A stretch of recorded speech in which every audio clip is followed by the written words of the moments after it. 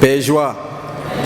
Voilà, j'ai la lourde responsabilité de vous faire la synthèse des travaux de ce forum.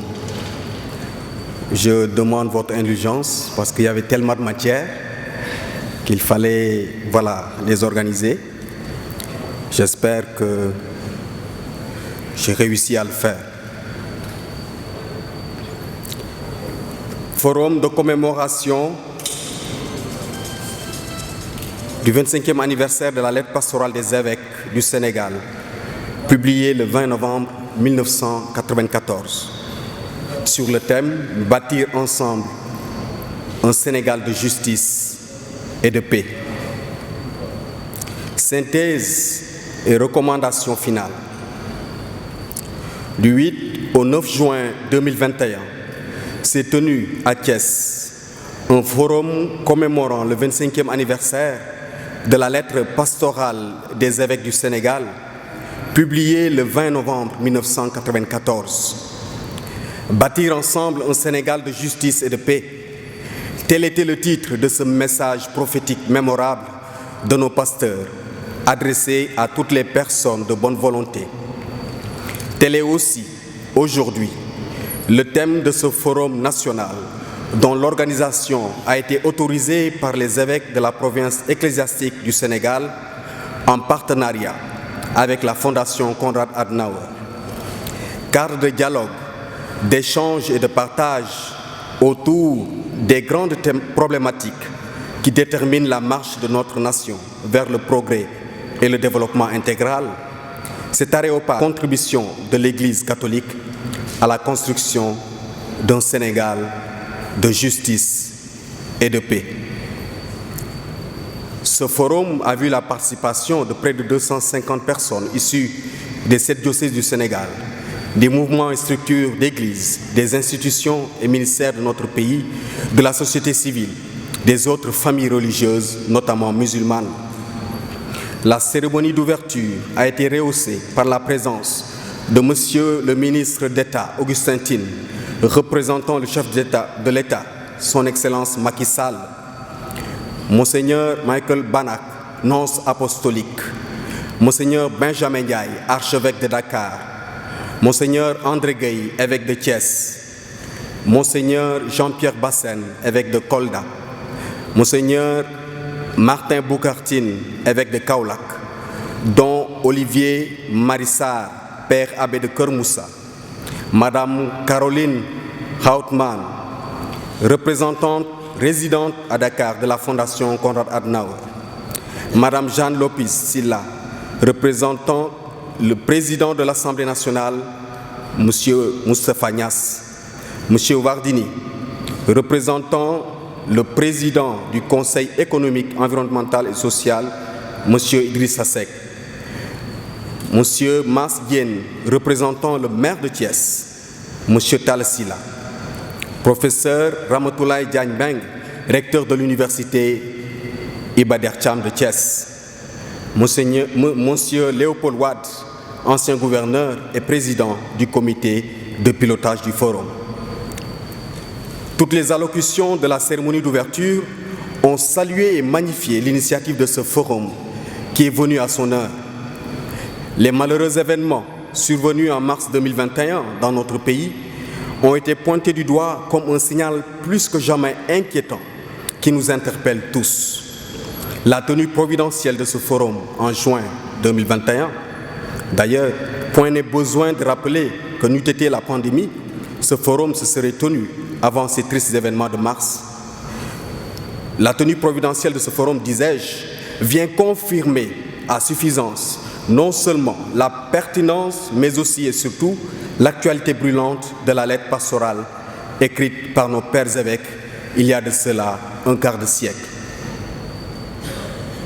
La nécessité de changement que commande la situation de crise actuelle invite à aller à l'assaut de nouvelles conquêtes afin de renforcer la conscience citoyenne aussi bien individuelle que collective. Pour ce faire, il faudra un supplément d'âme pour continuer à être des prophètes guetteurs, comme le suggère Ézéchiel 33, 1 à 20. Il nous faudra aussi un supplément-d'âme pour ne pas se limiter à parler de la justice, mais aussi et surtout agir pour la justice. En définitive, il faudra envisager la réécriture de la lettre pastorale avec un engagement plus solidaire, plus incisif et plus pressant. À la suite des paroles d'espérance notées dans les allocutions et discours de la cérémonie d'ouverture, le panel introductif a donné l'occasion à 4 experts de dresser le cadrage thématique du forum.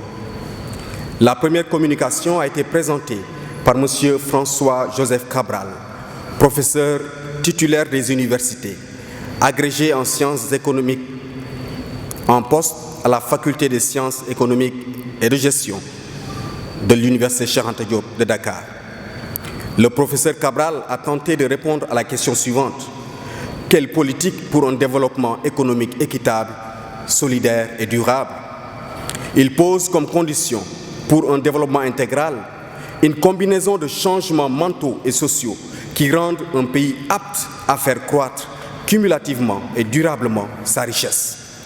Face aux effets des changements climatiques, il met le curseur sur l'urgence de mettre en œuvre des mesures d'adaptation pour renforcer la résilience des populations. Par ailleurs, il déclare sans réserve qu'il ne peut y avoir une bonne articulation entre les politiques initiées et leurs effets escomptés sans le concours d'institutions fortes, seules capables de freiner les élans de corruption. Dans cette dynamique, le professeur Cabral insiste sur la nécessité de repenser les institutions dans un sens qui mette en avant la culture du bien commun, la subsidiarité, la participation et la solidarité, afin de les rendre plus inclusives et de les mettre au service d'un développement intégral et solidaire, à même de promouvoir tout homme et tout l'homme.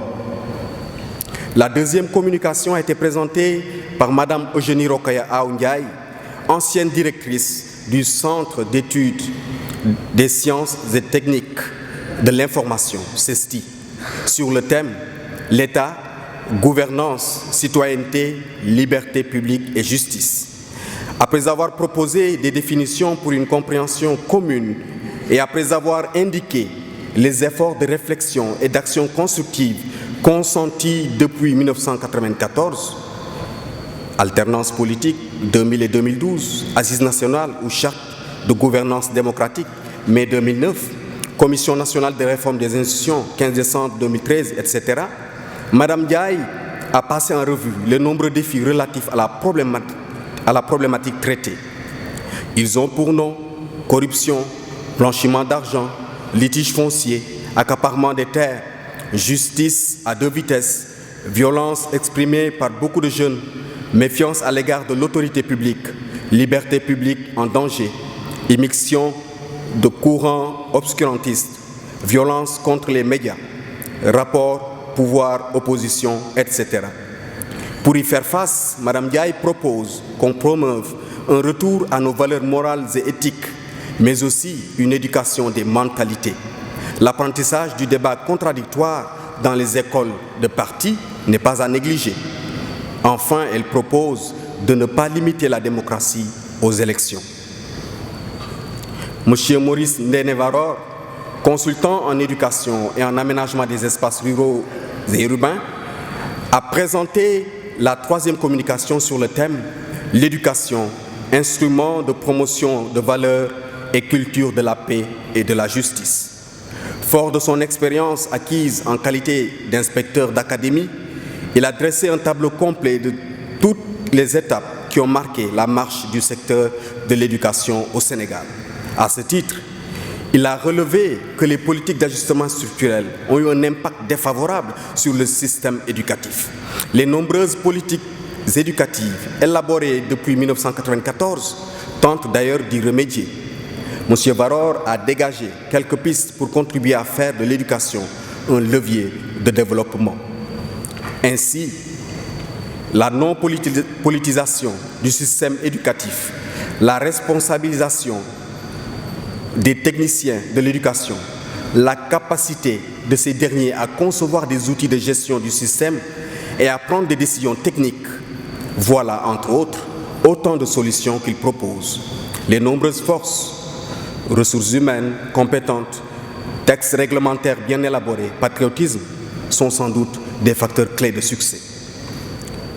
La quatrième communication intitulée « La contribution de l'Église à un Sénégal de justice et de paix » a été faite par Abbé Alphonse Seck, prêtre de l'archidiocèse de Dakar, secrétaire général de Caritas Sénégal et secrétaire exécutif de la commission épiscopale de justice et paix. Après avoir rappelé les points forts de la lettre pastorale qui peuvent à juste titre être considérés comme jalons pour la construction d'un Sénégal de justice et de paix, Abbé Alphonse Seck a présenté de façon détaillée la contribution de l'Église qu'il a abordée en 3 axes. Il s'agit d'abord de la contribution immatérielle de l'Église à travers de nombreuses lettres pastorales de nos pères évêques sur des thématiques qui intéressent tout l'homme et tout homme. Par exemple, le respect des droits de la personne humaine, la dignité de la femme, le respect et la promotion du bien commun. Ensuite, il a abordé l'axe sur la contribution à la lutte contre la pauvreté et la promotion humaine intégrale à travers les œuvres de santé, d'éducation, de promotion de la femme, de promotion d'un développement humain intégral par l'action de Caritas. Enfin, la contribution de l'Église sous la forme d'une quête permanente de la paix et sa consolidation pour la cohésion sociale et le vivre ensemble à travers des initiatives d'éducation des consciences, surtout de la jeunesse, d'éveil à la citoyenneté responsable, etc. Il convient de rappeler qu'en prélude à ce forum, des ateliers de réflexion dénommés Journées diocésaines se sont tenus dans les 7 diocèses du Sénégal. Leur synthèse a été présentée en plénière par Abbé Éric Boengolen, curé de la paroisse Saint-François-Xavier de Pout et membre du comité de pilotage du forum. Chaque diocèse, s'appuyant sur les 4 thématiques du forum, s'est évertué à en évaluer les acquis, à identifier les insuffisances et à proposer des recommandations. La qualité et le contenu des rapports élaborés par les diocèses permettent de mieux percevoir et d'aborder les défis relevés. Il nous semble utile, cependant, de noter que la contribution de l'Église, en rapport avec les autres thématiques, est transversale. Les 4 ateliers thématiques ont formulé des recommandations à l'endroit de l'État et de tous les acteurs. Nous les reproduisons in extenso dans ce présent document en attendant la validation par le comité de pilotage du forum. Je ne vais pas reprendre la lecture de ces recommandations, cela a été fait tout à l'heure, mais je salue la qualité du travail réalisé dans les ateliers. Cela montre que les gens ont participé généreusement à ce forum et c'est tout à votre honneur. Les recommandations sont consignées dans ce document et il appartiendra au comité de pilotage de les étudier et de proposer des documents dans ce sens. Je vais directement à la conclusion.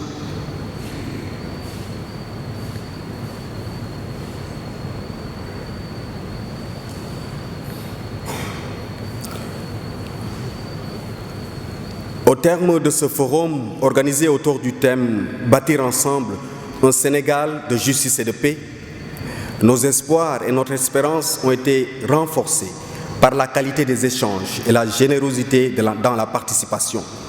Cette atmosphère favorable nourrit en nous la conviction qu'ensemble, nous pouvons empêcher notre barque Sénégal de faire naufrage dans les eaux troubles des nombreux défis qui l'assaillent de tous bords. Dans cette aventure existentielle, la contribution de l'Église est plus que jamais attendue. L'Église du Sénégal doit continuer à jouer son rôle de prophète-guetteur pour éclairer et donner de la valeur à notre projet commun de bâtir un Sénégal debout. Pour finir, permettez-moi d'emprunter à Monseigneur Benjamin Ndiaye sa conclusion à l'occasion de la célébration de l'ouverture de ce forum.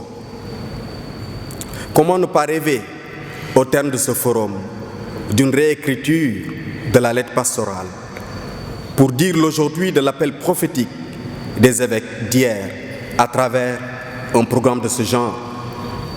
Construisons ensemble un Sénégal de justice et de paix, dans le respect de l'environnement et la promotion du bien commun, pour l'épanouissement des personnes et des communautés. Cet appel est lancé à tous nos concitoyens pour la plus grande gloire de Dieu et le salut du Sénégal.